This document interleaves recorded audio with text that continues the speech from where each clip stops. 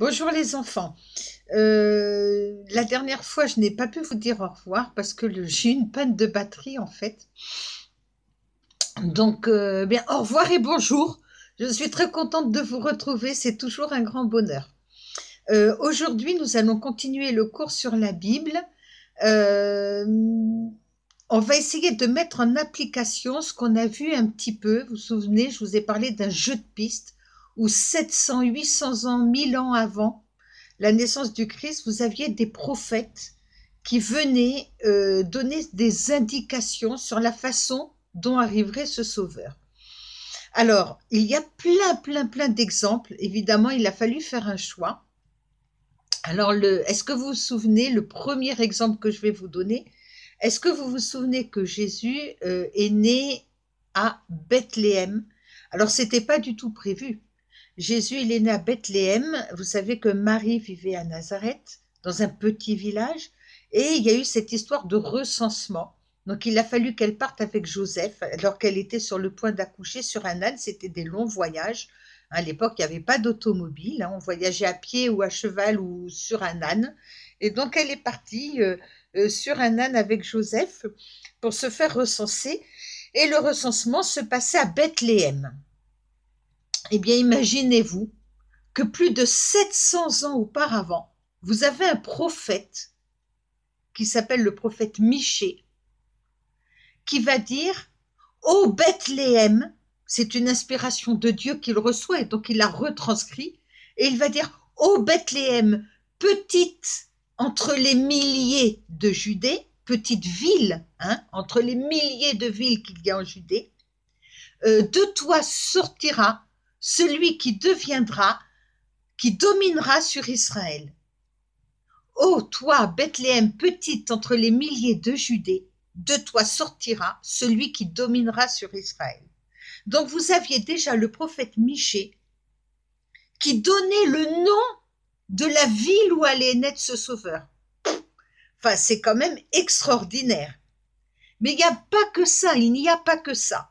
Dans le livre des Nombres, qui est un autre livre de l'Ancien Testament, vous allez avoir des indications sur cette étoile qui va guider et qui va annoncer, une étoile mystérieuse, une étoile qui brillera le jour comme la nuit et d'une façon particulière, un astre extrêmement lumineux qui n'existait pas dans le ciel auparavant. Et on retrouve toutes ces indications. Ah, je crois qu'il y a quelqu'un qui arrive. Il faut que tu fermes la porte. Viens dire bonjour. Vite, vite, vite. Bonjour. Dis bonjour à tout le monde, parce que c'est le cours de caté. Allez, file, ferme la porte. Prends ton équerre. Oui, prends ton équerre. Gauvin fait des maths. Donc vous avez, tu fermeras la porte, s'il te plaît. Donc vous avez dans le livre des Nombres l'annonce d'un roi qui va arriver, qui sera annoncé par une étoile. Et cette étoile, elle est désignée comme un astre très brillant. Une étoile sort de Jacob. Il faut savoir que le Christ descendait de la lignée de Jacob. Et ferme la porte. Descendez de la lignée de Jacob. C'est les aléas du direct. Un sceptre s'élèvera d'Israël. Voilà toutes ces annonces qui sont faites. Mais il y a encore des choses incroyables. Vous avez un prophète qui est le prophète Jérémie, qui a annoncé que le Christ, que Jérémie a annoncé que le peuple juif partirait en esclavage pendant plus de 70 ans à Babylone. Ça, Jérémie annonce ça, il prophétise qu'un jour, le peuple juif va partir en esclavage dans la grande ville de Babylone. Et puis après lui, il y a le prophète Daniel qui arrive. Vous allez voir pourquoi c'est intéressant. Et il dit, on parle de plus de 700 ans avant la venue du Christ. Le prophète Daniel arrive et il dit, oui, oui, certes, mais quand le peuple juif va repartir de Babylone, va être libéré de son esclavage, il va y avoir un roi qui va prescrire une loi, ça s'appelle l'édit, c'est-à-dire un édit, c'est une loi. L'édit de Cyrus, c'est-à-dire la loi de Cyrus, qui va ordonner aux Juifs de reconstruire Jérusalem qui a été complètement détruit par la guerre. Et ils vont reconstruire Jérusalem 7 fois 7 ans. c'est-à-dire 7 fois 7, 49. Pendant 49 ans, les Juifs vont reconstruire Jérusalem. Et le prophète Daniel dit, 434 ans après la reconstruction de Jérusalem, le Sauveur naîtra. Alors pourquoi je vous raconte tout ça? Ne retenez pas, juste écoutez-le. Pourquoi je vous raconte tout ça? On a quand même là, dans l'Ancien Testament, des chiffres très précis. Les 70 ans de captivité, les 7 fois 7, 49 ans de reconstruction de Jérusalem, et après il faudra attendre 434 ans. Alors, c'est 434 ans selon le calendrier juif de l'époque, parce qu'aujourd'hui, on a un calendrier qui ne compte pas, une année n'a pas le même nombre de jours que le calendrier juif. Bon, ça, c'est du détail. Imaginez-vous que les mages, les rois mages, comment ils ont fait pour arriver jusqu'au Christ? Alors, les rois mages, c'était des rois, c'est-à-dire que c'était dans leur domaine des maîtres, c'était des grands seigneurs qui venaient d'Orient, de très très loin, et c'était des savants. Les mages, dans mages, on pense à magiciens. Alors, ils étaient surtout des savants, des astrologues, c'est-à-dire qu'ils étudiaient les cycles, les étoiles, etc. Ils savaient énormément de choses, ils étudiaient les chiffres, les nombres. Et ces rois mages, c'était des savants qui ont utilisé énormément tout ce qu'ils avaient à leur disposition comme écriture, comme récit de diverses sources. Ils n'avaient pas que la Bible comme source. Et puis ils étudiaient, c'était des scientifiques. Et alors, toutes leurs études ont concordé. En étudiant le ciel, ils ont vu qu'une étoile, un astre devait apparaître effectivement à une certaine époque. Et puis ils ont cherché dans plein d'écritures. Ils ont trouvé beaucoup dans la Bible ces annonces-là dont je viens de vous parler. Ils ont fait des calculs, ils ont dit 434 ans plus 49 ans de reconstruction de Jérusalem. Il y a un événement extraordinaire, unique. Un homme va naître, un homme particulier avec de grands pouvoirs, un grand roi, le roi de l'univers, va naître à telle période et il sera accompagné d'une étoile. Mais qu'est-ce qu'ils ont fait? C'était des savants. Ils ont voulu vérifier si leur hypothèse était bonne. Et puis, excusez-moi, mais rencontrer le roi de l'univers, ça donne quand même drôlement envie d'aller voir ce que c'est un peu que ce roi. Donc, ils sont partis de très très loin. Et ils ont été guidés par cette étoile. Et leur chemin, tout leur chemin, il a été tracé, il a été montré par Dieu, bien sûr, mais plus de 700 ans auparavant. Tout était déjà écrit.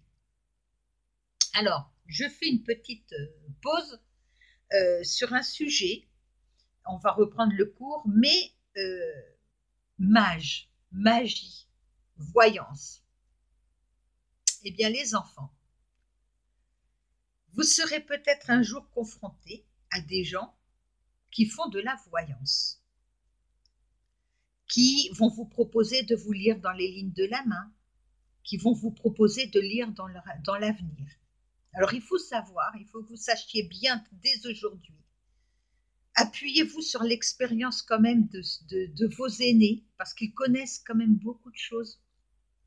Eh bien, moi, je vous le dis de façon catégorique, c'est du pipeau.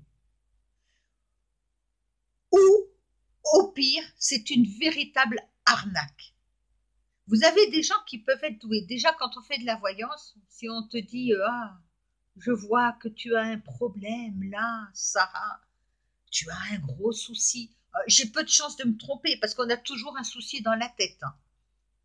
Alors, si quelqu'un en face souffre ou est un peu fragile, il va dire « Oh, mais c'est vrai, il a trouvé ça, il a vu que j'avais un problème. » Bah oui, c'est facile, tu as peu de chance de te tromper. Et comme ça, on arrive à manipuler les gens.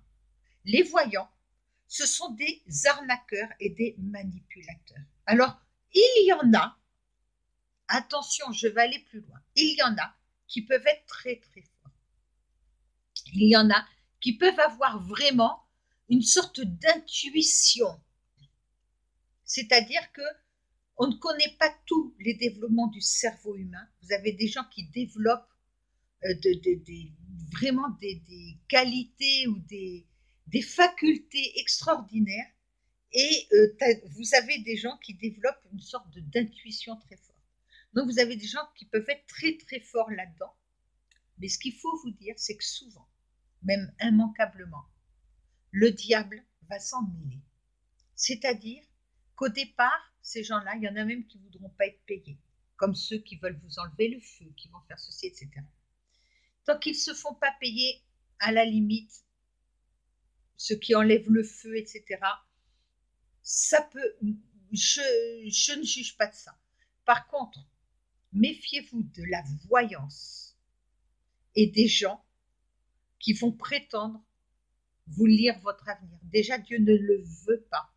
L'avenir, il n'appartient qu'à Dieu. Seul Dieu peut voir et nous donner des indications sur l'avenir s'il le souhaite. Mais Dieu ne souhaite pas cela. Et souvent, le diable va utiliser ces gens sur un bon principe, puisqu'au départ, ils veulent aider les autres, ils veulent les soulager, leur dire, tu sais, courage, ça va bientôt se terminer ton problème. Ben, souvent, le diable rentre dans ces jeux-là, manipule les gens, il n'en sort jamais rien de bon. Alors, on est tenté toujours de savoir, on veut savoir ce qui va se passer demain. Eh bien non, dans le livre de la sagesse, dans le Cantique, il y a un passage qui est très beau qui dit contente-toi, vis ta journée, laisse au jour, laisse au jour le temps de se passer. En gros, ça veut dire vis le temps qui t'est donné, vis l'instant présent, vis le temps qui t'est donné, que ça ne t'empêche pas ni de prier ni de réfléchir. Mais ne te préoccupe pas du lendemain. Et le Christ a beaucoup relevé aussi cette idée de l'abandon. Soyez vis-à-vis de votre Père de l'abandon. Et il le dit, est-ce que les petits oiseaux des champs, ils se soucient de comment ils vont se nourrir demain? Ils s'en soucient pas. Ils volent toute la journée dans le ciel et puis ils picorent ce qu'ils trouvent le soir. Il dit de la même façon, soyez sûr que votre Père qui est au ciel, il se préoccupe de vous. Soyez dans la confiance et dans l'abandon. Il ne vous laissera pas. Il ne vous laissera pas dans la désespérance sans vous donner les armes, sans vous donner les moyens de gagner. Donc vivez l'abandon et la confiance au jour le jour. On va arrêter là pour la première partie. On va continuer la prochaine fois avec quelques exemples que j'ai encore retrouvés dans la Bible.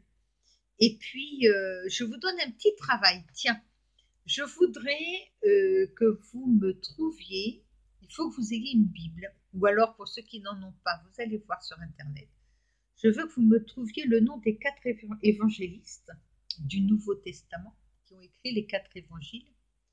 Et je voudrais que vous me disiez de quoi est composé le Nouveau Testament, de combien de livres. Et je voudrais que dans l'Ancien Testament, vous me releviez, allez, on va dire 5 livres de l'Ancien Testament. Et vous m'envoyez tout ça.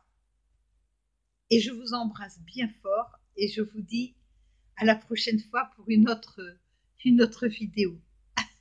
Alors.